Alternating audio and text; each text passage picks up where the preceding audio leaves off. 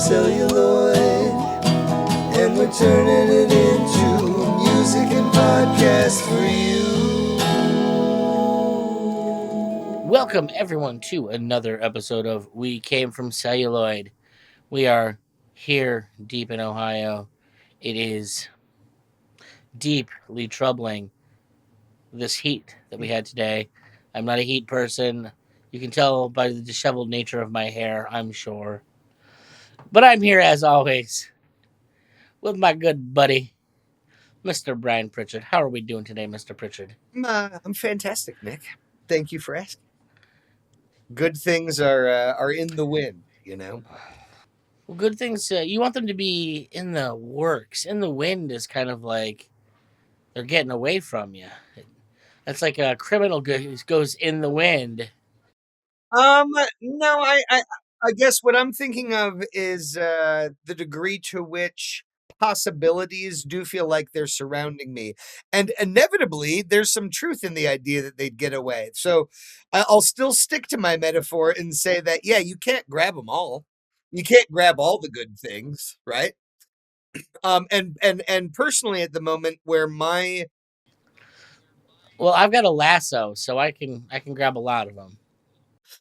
I don't know if that I've ever said here the sort of three table legs idea that I've pictured my life being, that I'm supported by the table leg of creativity, which is the band. You know what I mean? Like, my musical life is a leg, my professional life is a leg, if for no other reason than you have to spend X amount of waking hours generating revenue, right?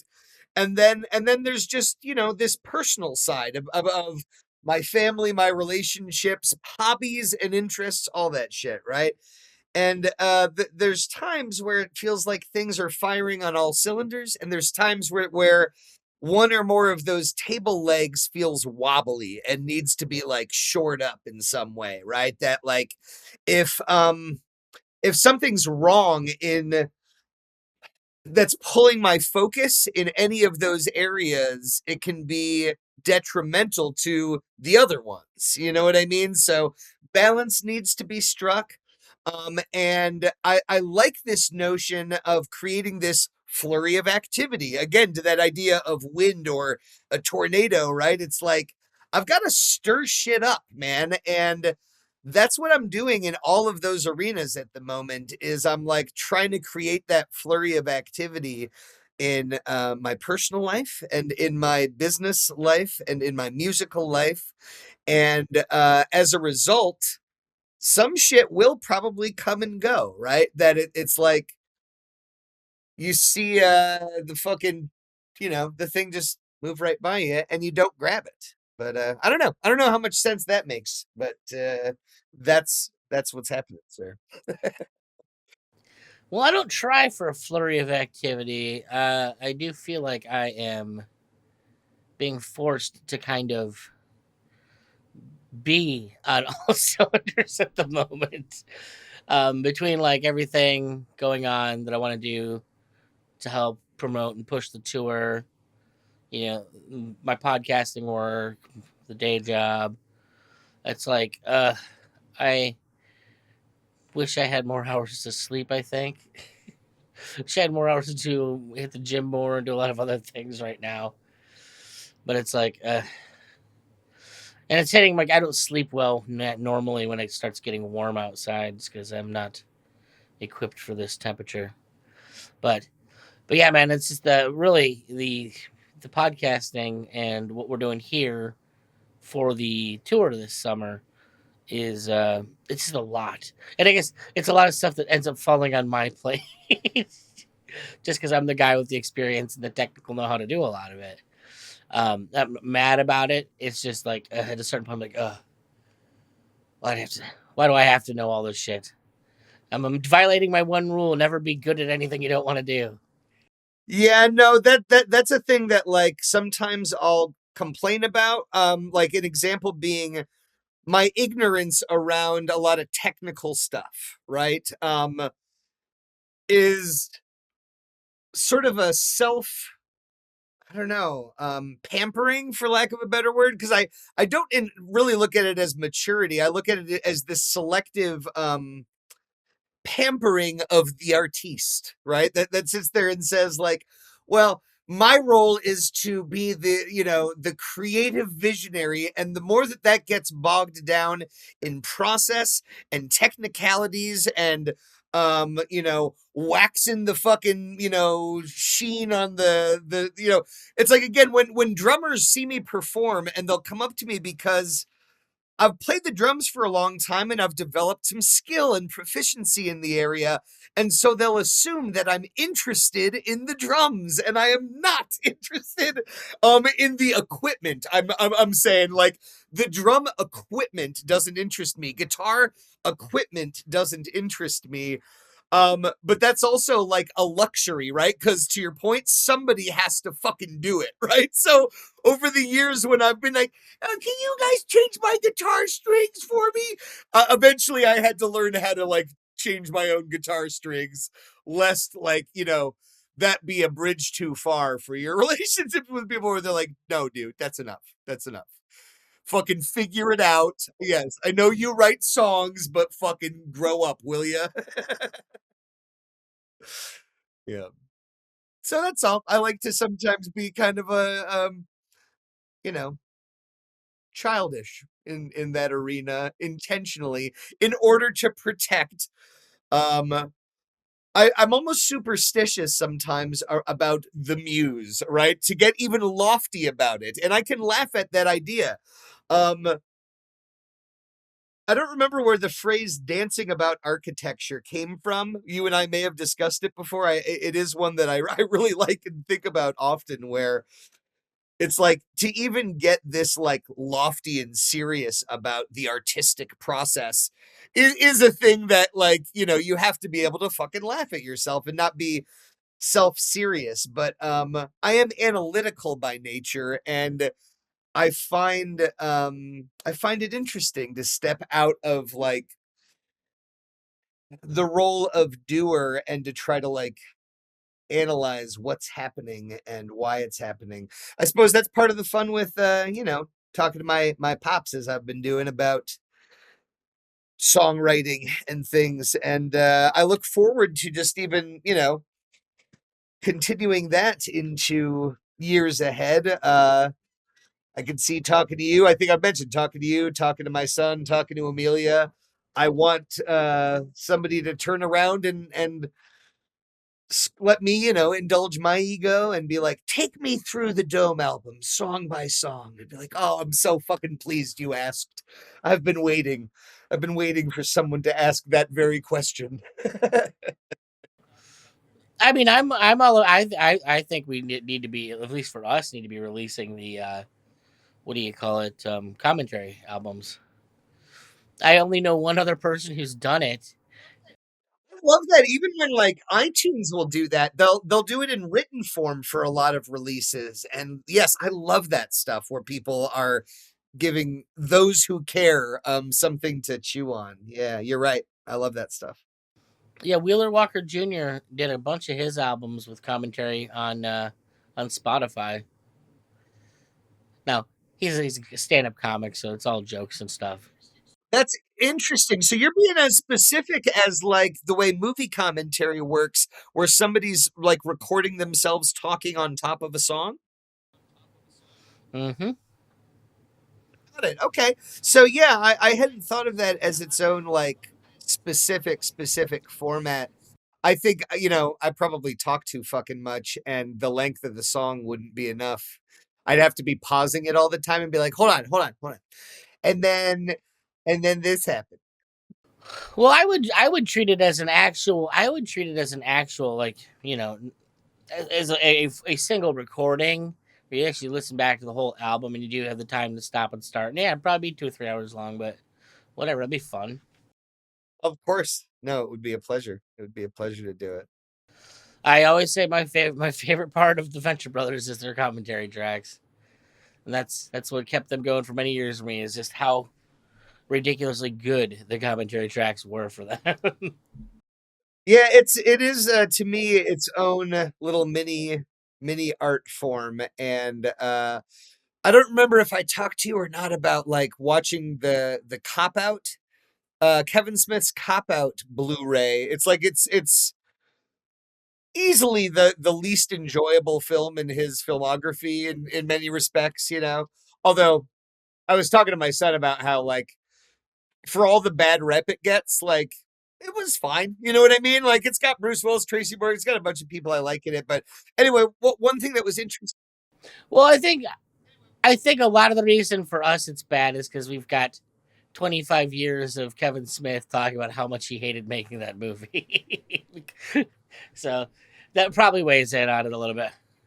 It did authentically land that way from day one. Like he would talk shit about Mallrats, and I'd be like, dude, stop it. I love Mallrats. Shut the fuck up. Like, you don't need to poison the well, like, and be embarrassed of this wonderful thing. Like Cop Out was always just boring. It was middle of the road boring. If anything, like as a slight digression, because I still didn't even get to why I brought it up, right? Because he didn't write it himself, as somebody who was following his trajectory, that aspect alone struck me as a sort of bummer. And so when the stuff he was talking about after the fact truly had already occurred to me as a fan, as far as going like, damn, like this is a new low for this guy, right? In terms of like, you know, Jersey Girl wasn't well received, but it was still your heart. You know what I'm saying? It was you. It was your fucking personal statement, writ large, right? And to be a hired gun, then who the fuck are you? You know what I mean? In that space. And that was the question he found himself asking that led to the revolt of, you know, Red State. But briefly, the reason I brought it up was the bonus features that he had like a 4-hour thing that like I've never seen anything like it, where like it was like this enhanced version of the movie where he was popping up on screen, and like it was like interactive, where Warner Brothers at the time, and he kept referencing the technology they were using and being like, he's like, this isn't the way that Zack Snyder did it for his 300 Blu-ray. Like it was like something that Warner Brothers was trying to make happen in terms of how they did bonus features differently. And anyway, it made me nostalgic even for something, you know, 20 years ago, where the format of, physical media collecting was embraced in that specific way, that as people were still figuring out what it was and what it wasn't, the sort of ideas and experimenting that was happening with like, okay, we have this new tool, Blu-ray or DVD, and now we can do these things with it. There's some weird fucking examples of what people did with the format of like not just film, but like the physical release of film has become to me its own mini art form. Bonus features are their own mini art form. Yeah. Let's take it back even further. So, Real Big Fish. My first Real Big Fish CD I ever got was actually an enhanced CD. I think it was like 1995. To put in like a CD-ROM enhance. Exactly. So you have your CD, but then there's the computer portion of it. So you'd plug it into your computer, and it didn't have a ton of different stuff in there. You had you had the video for Sellout, which, oh man, we're talking like 240. Like no, oh god, it looks so bad, so bad. But then it was like there were like other little tidbits in there. Like it was like a little game or something you could play.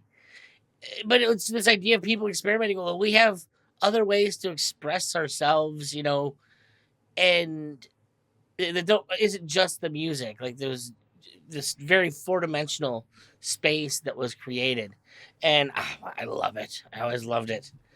Um, Real Big Fish is on my mind, I say, because so Brian, Real Big Fish, one of my favorite bands. I'm a big ska kid. has just reunited with like their one of their original members. They've actually reunited with a couple of their very original members. The one that really matters is Scott Klopstein, who was like the guy who did all the backing vocals for the early stuff, even sang lead on a couple tracks. And they're going on tour with said band members while we're on tour. Okay. So how does it intersect? I mean, yeah. And they will be it doesn't. That's the point. I will have to miss them because they will be in our area while we're not in our area and won't be anywhere near this at any point in time that like I could get to it. So just to clarify, like when you say in our area, I tend to be open to, let's say, a 5 to 7 hour radius. Like now, if they're in the West Coast by the time we're back, and you know what I'm saying, like if it's just that dramatic, but if it's feasible, you know. Yeah, no, they'll be. I think they'll be in Florida or Canada when we're like back. I think we could technically stop in Nashville, or is that what it is? Not Nashville. Maybe it is. I think that city right outside of frickin' Cincinnati, whichever one's across the border. Maybe Louisville. Maybe I'm thinking Louisville. I think they might be in Louisville, like while we're supposed to be traveling back. Like I think day 2 or 3 of our tour, they're going to be in Pittsburgh, and then they're like nowhere near any.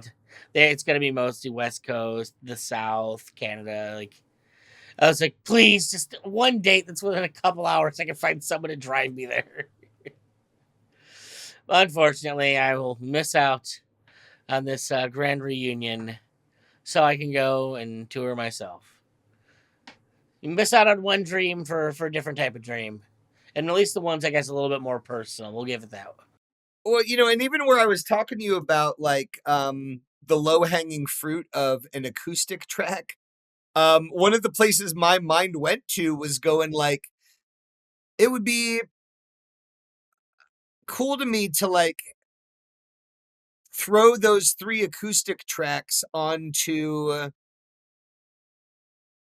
because you could upload just the MP3s, right? Like we don't have to go back and change the Outsiders EP as it currently exists. But at the moment you wanted to burn a physical CD copy, you could add fucking bonus tracks, right? And go like, damn, the physical CD version of the Outsiders EP, like if you were lucky enough to get your hands on it, had the acoustic version of New Soul, right? Like it's an Easter egg. I would probably just do it as its own disc, honestly. But fair enough. No, I love the idea too of giving us another excuse to have like a 3-song separate thing with its own artwork. That would be just as fucking joyful. so I will ask: do we have original sessions on that?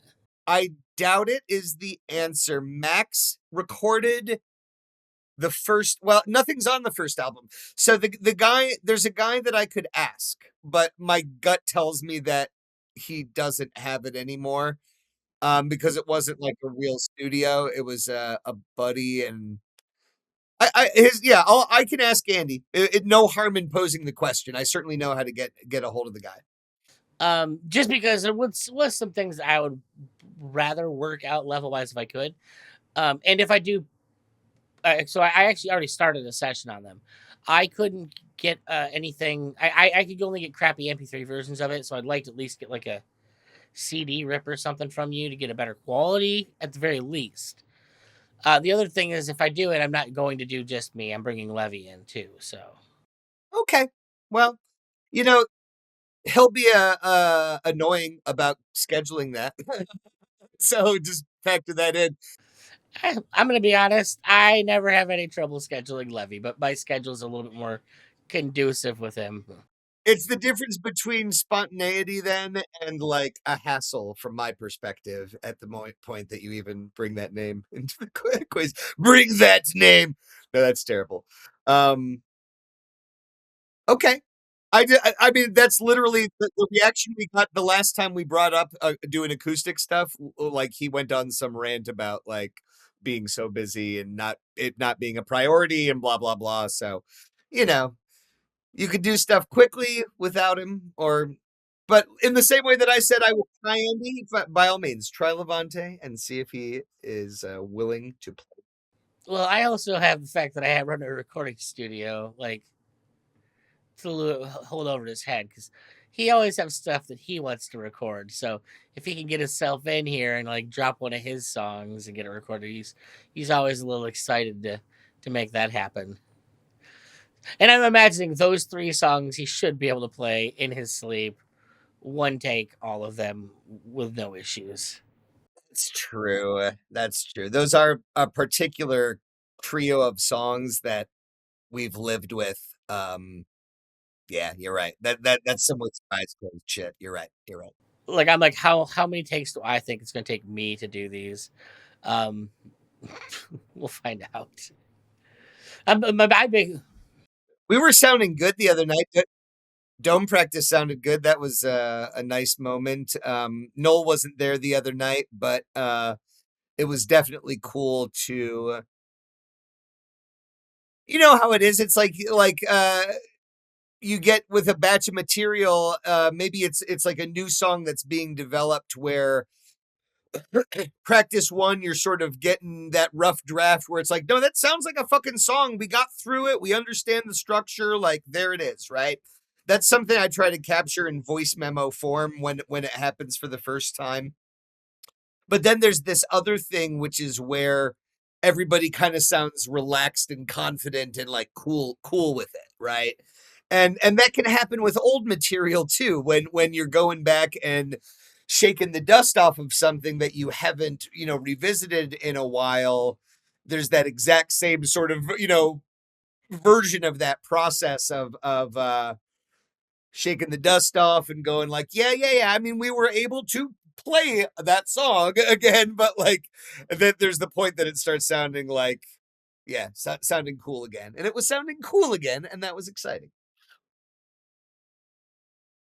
You just reminded me of it because technically those are songs like we've played them hundreds of times, but yeah, you take years off from a project and you have to go like find it again. So let's call it here today, and we'll have a short one. We do fair enough of these that run long. Let's do a short one, and we're calling it short because, as you all know, we've been doing these musician interviews, and we're gonna drop this to get a new musician interview. Sounds good. See you there. So, take it easy, folks. And we're turning it into music and podcast for you.